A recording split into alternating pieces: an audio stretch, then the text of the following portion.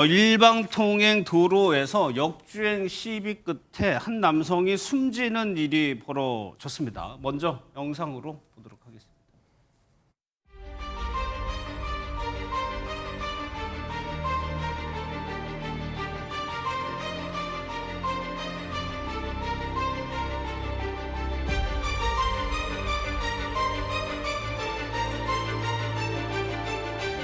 불이고 시비가 붙었겠지.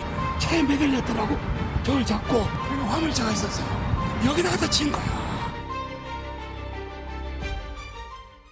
저희가 영상을 먼저 보여드렸는데 지금 차량 2대가 지금 등장을 했어요. 네. 그래서 좀 설명 좀 해주세요. 네, 지난 28일 경기도 평택에서 있었던 일입니다. 예. 저희가 일방통행 도로예요. 예. 그런데 노란색 승합차가 있고요. 영상에서 보신 것처럼 하얀색 SUV 차량이 있습니다. 서로 예. 이제 맞닥뜨렸는데요. 사실 저 노란색 승합차의 방향이 맞습니다. 일방통행이니까요. 그런데 예. 하얀색 차도 와서 하얀색 차는 좌회전을 하려고 그러고 노란색 차는 우회전을 하려고 그러니까 같은 이제 도로로 가야 되잖아요. 예. 그런데 노란색 차량이 봤을 때 저 차가 역주행을 하고 있는 거기 때문에 예. 거기서 어떤 여성이 나와서 뭐라고 얘기를 하고 있고 조금 후에 또 60대의 남성이 나와서 이 하얀색 차주에게 이쪽 방향이 옳지 않다 뭐 그런 류의 이야기를 하는 것으로 보입니다. 예. 그런데 문제는 이 흰색 SUV 차량 운전자가 이 남성이 차에 배달려 있는 걸 알면서도 그대로 출발을 합니다.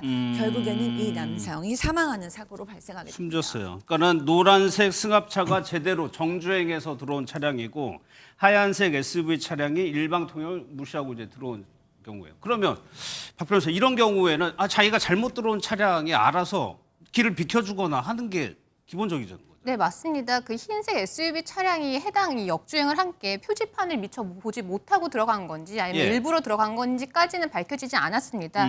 하지만 실수로 이 그 일방통행 도로로 들어갔다라고 하더라도 말씀하신 것처럼 보통은 후진으로 해서 잘못 들어간 차량이 차를 물려주는 게 사실은 원래 예의잖아요. 예. 매너잖아요. 그런데 이제 흰색 SUV 차량은 본인이 지금 일방통행 도로에 잘못 들어갔는데도 차를 물려주지 않았던 겁니다. 그러다 예. 보니까 앞에서 오는 이 승합차와 이제 갈등이 빚어졌던 건데 그런데 이제 흰색 SUV 차량은 후진으로 나가려고 한 게 아니라 지금 화면에서 보시는 것처럼 흰색 SUV 차량의 좌측에 작은 좁은 길이 있었는데 맞아요. 그 예. 좁은 길을 좌회전해서 들어가려고 했고 또 반대로 또 승합차 같은 경우도 승합차도 우회전해서 그 좁은 길을 들어가려다 보니까 거기서 서로 맞부딪히면서 거기서 시비가 붙은 것으로 보입니다.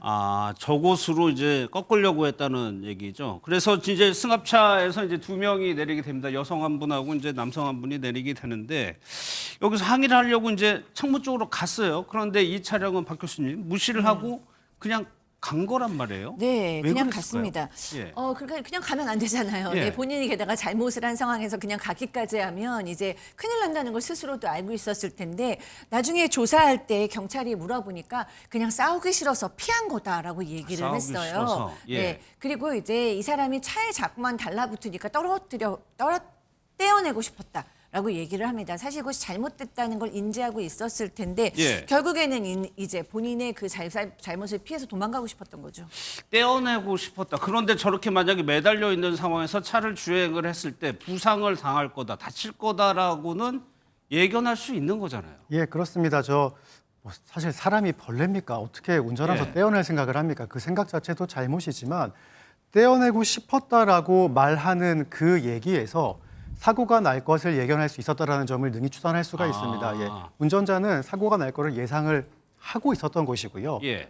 그 매달렸냐 안 매달렸느냐, 매달렸다는 걸 운전자가 인식하고 있었느냐의 여부가 이 사고가 일어나도 괜찮다라고 인식을 했던 운전자의 그 마음속을 들여다볼 수 있는 어떤 힌트인 것인데 이 발언 자체가요. 떼어내고 싶었다라는 거는 문을 잡고 있었다라는 걸 알고 있었다는 의미와 동일한 것이거든요. 그렇기 때문에 사고가 일어나도 될 것이라는 어느 정도의 고의를, 적어도 미필적인 고의는 가지고 있었을 거로 지금 생각이 듭니다. 그리고 또 하나요. 그렇게 되면 저 남성이 어떤 경위로 해서 사망을 했느냐 그 원인을 두고 지금 피해자 측이랑 지금 가해자 측이 얘기가 다르죠. 네, 지금 CCTV에는 사실 피해자가 넘어지는 것까지는 녹화가 되었는데 예. 어떻게 구체적으로 이게 다치게 됐는지까지는 잡히지가 않았습니다. 예. 그러다 보니까 이 승합차의 동승자와 목격자들 같은 경우는 이 흰색 SUV 차량이 피해자를 역과했다. 역과했다라는 게 밟고 지나갔다라는 뜻인데 예. 이 밟고 지나갔다 이렇게 주장을 하고 있고요. 반면에 가해자 입장에서는 나는 역과하지 않았다 이렇게 맞서고 있는 상황입니다. 예, 실제로 저 남성이 넘어졌다고 해서 사망을 했느냐, 아니면은 그 위로 저 SUV가 지나가서 사망을 했느냐, 이걸 두고 양측이 말이 다른 건데, 박주희 변호사님 또 하나요.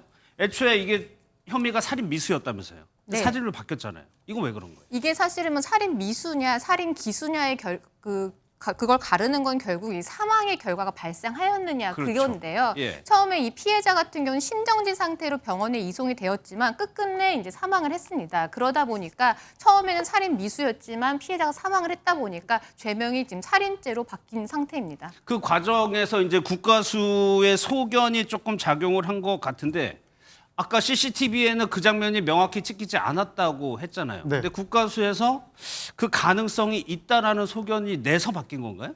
예, 지금 국과수의 역과 가능성을 배제할 수 없다라는 소견 때문에 예. 살인죄로 바뀐 것 같은데, 다시 한번 정리해드리면 박주희 변호사님이 말씀하신 것처럼 사람이 사망했기 때문에 살인 미수에서 살인으로 바뀐 것이고요. 예. 지금 여기서 살인으로 의율할지 혹은 상해 치사로 의율할지에 대해서 수사기관이 고민했던 것으로 보입니다. 예. 살인은 사람이 죽어도 괜찮다, 죽이고 싶다라는 마음을 가지고 사람을 넘어갔을 때, 역과했을 때 이제 적용되는. 잠시만요, 박 변호사님. 지금 이준석 후보가요 기자회견을 준비하고 있습니다. 한번 들어보겠습니다.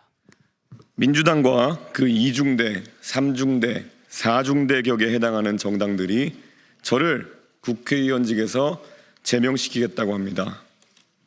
이재명 유신 독재의 출발을 알리는 서곡과도 같습니다. 이재명 후보가 만에 하나라도 집권하게 된다면 어떠한 일이 벌어질지 예고편처럼 보여주는 풍경입니다. 1976년 3.1 민주구국선언 재판에서 시민들은 입에 십자 모양으로 검은 테이프를 붙이고 항의했습니다. 우리가 역사책에서 사진으로 하나 봤던 그런 풍경을 오늘 현실에서 겪게 될 줄은 차마 꿈에도 몰랐습니다. 대한민국 역사를 50년 전으로 후퇴시키는 반민주 폭거입니다. 저를 제명하겠다고 하면 물론 언론사 기자들에게도 보도 지침을 만들어 겁박하고 이른바 민주파출소를 통해 카톡 검열, 유튜브 검열까지 하고 있습니다. 저들은 지금 자신들이 무슨 짓을 저지르고 있는 줄도 모를 것입니다. 입만 열면 김대중 노무현 정신을 외치더니 전두환의 계엄 정신을 이어받은 세대인가 봅니다. 윤석열은 정권 잡고 나서 저를 죽이려 들더니 이재명은 정권 잡기도 전에 저를 죽이고 시작하려는 것 같습니다. 거두절미하고 말씀드리겠습니다. 저는 죽지 않습니다. 분연히 맞서 싸우겠습니다. 닭의 목을 비틀어도 새벽은 온다 하셨던 김영삼 전 대통령의 말씀을 기억하겠습니다. 이 싸움은 전선이 분명합니다. 이재명 같은 독재자, 유시민 같은 궤변론자, 김어준 같은 음모론자와의 싸움입니다. 그들을 교주처럼 떠받들면서 우리 사회의 자유와 민주, 과학과 합리의 공기를 질식시켜왔던 그 세대에 맞선 총력전입니다. 인권과 민주주의를 전매특허처럼 여기는 세력이 상대의 인권을 짓밟는 일은 예사로 알고 약자를 비하하고 조롱하고 계층과 세대로 대한민국을 갈라놓고도 그런 세상을 만들어 놓고도 문제의 해결을 촉구하는 정치인을 오히려 갈라치기라고 몰아세우는 책임전가 세력과의 전면전입니다. 민주화 평등을 말하더니 속으로는 학벌주의와 선민의식에 찌들어 뒤로는 온갖 부정과 협잡을 일삼으면서 부와 명예를 물려주려고 하는 내 자식 제일주의 세력, 여성과 노인을 앞세우더니 음침한 골방에서 여성을 성희롱하고 폭행하는 범죄 행위는 가장 많은 정당, 수시로 노인비하도 서슴지 않았던 사람들에 대한 전국민적 심판입니다. 자신들은 유죄 판결이 난 사건에 대해서도 거짓말이라고 끝까지 잡아떼면서 상대방을 향해서는 이미 무혐의로 종결된 사건을 가지고도 성상납인이 하는 입에도 담기 힘든 저급한 용어를 끊임없이 반복하여 조롱하는 우리 권리 유일주의 세력. 자신들은 그 어떤 부적절한 발언을 해도 표현의 자유라고 우기면서 자유의 수호자처럼 행세하더니 젊은 세대가 아주 작은 실수라도 하면 싸가지 없다, 경우를 모른다, 기어오른다 라고 집단 린치를 가하는 우리 세대 패권주의 세력. 이러한 위선의 역사에 종지부를 찍어야 합니다. 이제 그들이야말로 정치권을 떠나고 젊은 세대가 나라를 이끌 수 있도록 이번 선거에서 심판해야 합니다. 선거 결과를 통해 그들이 부끄러움을 알 수 있게 해야 합니다. 저 이준석은 이재명을 비롯한 위선 세력과의 싸움에서 항상 맨 앞에 서왔습니다. 그들이 저를 두려워하고 이준석 죽이기에 혈안이 된 이유가 바로 거기에 있습니다.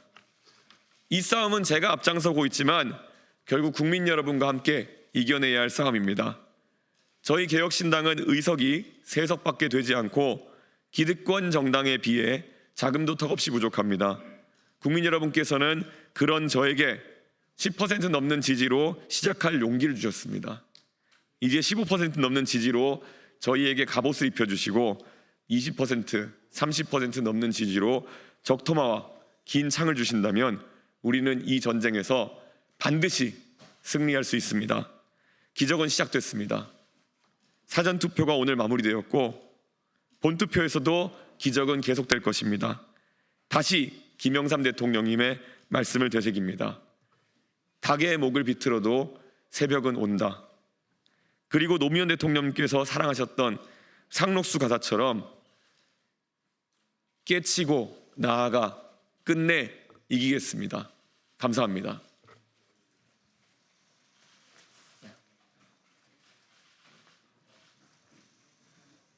이준석 후보의 기자회견 내용 보셨습니다. 앞서 저희가 일부 의원들이요, 이제 이준석 후보의 의원 제명안을 준비하고 있다고 전해드렸는데 여기에 대해서 아주 강하게 비판을 했습니다. 이재명 후보와 민주당까지 비판을 했는데 이 후보는 이번 발언 파문에 대해서 명확히 방향을 앞서 보신 것처럼 잡은 것 같습니다. 지금 박주희 변호사님, 이준석 후보에 대해서 지금 형사고발이 돼 있는 상황이거든요. 네, 민주당 측에서 이준석 후보를 상대로 공직선거법상 허위사실 공표죄와 후보자 가족 비방죄로 고발을 했습니다. 그 이준석 후보가 토론회에서 말했던 발언이 지금 문제가 되고 있는데 이에 대해서 이준석 후보는 자신이 말한 게 아니라 이재명 후보의 아들이 이런 글을 써서 실제로 처벌을 받았다 이렇게 해명을 했었는데요. 그런데 민주당 측에서는 이 부분은 사실과 허위사실을 교모히 섞은 거다. 그래서 그 이재명 후보의 아들이 처벌받은 거는 여성을 비하한 게 아니라 남성이었다. 그렇기 때문에 전혀 다른 사실을 섞어서 이렇게 말을 한 거는 후보자 가족을 비방한 것과 동시에 허위 사실을 유포한 거다. 이런 이유로 지금 공직선거법상 위반으로 고발을 한 상태입니다. 그럼 전망도 조금 해볼 수 있을까요? 어떤 판단이 나올지? 이 부분 같은 경우는 아마 이재명 후보와 관련된 대법원 판결을 한번 조금 염두해 보면 좋을 것 같습니다. 이렇게 후보자 토론회에서 즉석에서 발언하는 부분에 대해서 이 허위 사실이 조금 섞여 있다고 하더라도 즉석에서 발언한 부분에서는 좀 오인할 수 있는 부분이 있기 때문에 이 부분에 과연 허위사실 공표죄의 처벌을 필요성이 있느냐 이 부분에 대해서 좀 법원에 다툴 것 같습니다. 의원직 제명안이 이제 정치적인 판단을 국회의원들이 이준석 의원에 대해서 하는 거고요. 형사 고발이 돼 있는 만큼 또 이 조사 결과가 어떻게 나올지도 한번 보도록 하겠습니다.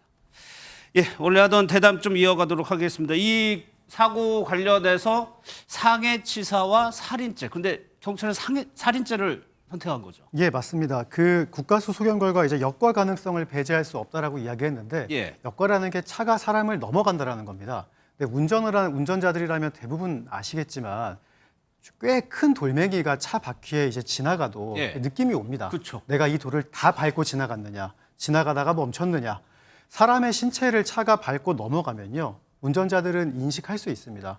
그리고 때에 따라서는 운전자가 밟은 순간 차의 구동을 멈추기도 하고요. 아니면 지나가기도 하고 후진하는 경우도 있는데 이 국가수의 감정 결과에 따르면 역과 가능성이 있다. 즉 사람이 깔린 거를 알고 운전자가 지나갔다. 이거는 살인의 고의를 가지고 사람을 밀어버린 거다라는 이제 국가수의 결과이기 때문에 수사기관에서는 이를 두고 이제 상해치사, 사람을 다치게 하려고 했는데 실수로 죽었다가 아니라 죽이려고 했다. 혹은 죽을 수도 있는 거를 알고 넘어갔다. 라고 지금 살인죄로 의율한 것으로 보이게 됩니다. 사실 이것이 CCTV가 없다고 하더라도 뭐 부검이라든가 이런 방법을 통해서 이 역과 여부를 또 판단할 방법이 있겠죠. 맞습니다. 현재로서는 이제 사안의 급박성 때문에 CCTV만 감정을 한 것 같은데요. 예. 네, 향후 이제 그 고인에 대한 부검, 시신 부검이라던가 아니면 근처의 차들에 대한 블랙박스 같은 것들도 면밀하게 조사를 해서 예. 그 CCTV에 담기지 않았던 모습이 만약에 발견이 된다면 살인죄에 대한 증거들이 더 보강될 것으로 생각됩니다. 예. 근데 박철일 변호사님, 이게 상해치사와 살인죄 당연히 형량이랑 이게 다를 거 아니에요, 처벌이. 네, 이 상해치사는 이 사망의 결과에 대해서는 과실이 있다라고 이렇게 판단을 하기 때문에 예. 살인죄보다 당연히 형량이 낮습니다. 근데 살인죄 같은 경우는 최대 사형까지 선고를 할 수 있는 범죄고요. 상해치사는 최대라 하더라도 사실 유기징역 안에서 처벌을 할 수가 있기 때문에 예. 이 법정형 자체에서 큰 차이가 날 수밖에 없는 상황입니다. 예. 근데 박사님 교수님, 저런 상황에서 일방통행에서 이렇게 자주 있는, 뭐 가끔 있는 일이잖아요. 그런데 내가 잘못 들어왔으면 먼저 이렇게 나가주는 게 어떻게 보면 기본이고 예일 수 있는데 네. 싸우게 되는 경우가 있단 말이에요. 그러니까 이 사람이 상당히 공격성도 있고 폭력적인 사람이라고 봐야 되죠. 왜냐하면 예. 본인이 잘못을 한 거고 우리 운전하는 사람들은 보이지 않게 누가 알려주지 않아도 우리만의 룰을 알고 있잖아요. 그렇죠. 여기서는 내가 잘못해서 뒤로 빠져야 되고 여기서 사고가 나면 내가 크게 뭐 벌을 받을 수도 있다라는 인식이 있는데 이 사람은 결국 뭐 역할을 했는지 안 했는지 정확하게 더 밝혀져야겠지만 정말 그것이 사실이라면 이 사람이 크게 다칠 수 있다라는 판단을 하고 넘어간 거기 때문에 상식선을 넘어서 이거는 범죄인 걸 알면서도 이렇게 행했다라고 볼 수밖에 없을 것 같습니다. 박민규 변호사 또 하나요. 뭐 이 사건은 별개라도 뭔가 시비를 붙어가지고 차에서 내리는 경우가 있어요. 차량들 막 다니고 네네. 있을 때 이렇게 내렸을 때 이건 또 문제가 되진 않나요? 그 내리는 행위가 뭐 예. 보복 운전을 위한 내리는 것이라던가 아니면 공중에 이제 교통의 통행을 방해하기 위한 내리는 것이라고 한다면 당연히 비난 가능성이 있겠죠. 예. 하지만 본 사건 같은 경우에는 노란색 승합차에서 내린 사람은 상대 차가 일방 통행 도로에서 역주행하는 것에 대한 항의를 하기 위해 내린 것이기 때문에 예. 사실 그 내린 행위 자체를 비난하기엔 조금 어려워 보입니다. 또한 내려서 말다툼이 있었고 그런 말다툼의 빌미를 제공했다고 하더라도 그것이 살인으로 이어질 정도까지의 과연 문제 제기였을까라는 점을 생각해 봤을 때 피해자를 비난하는 것은 굉장히 어려워 보입니다. 네.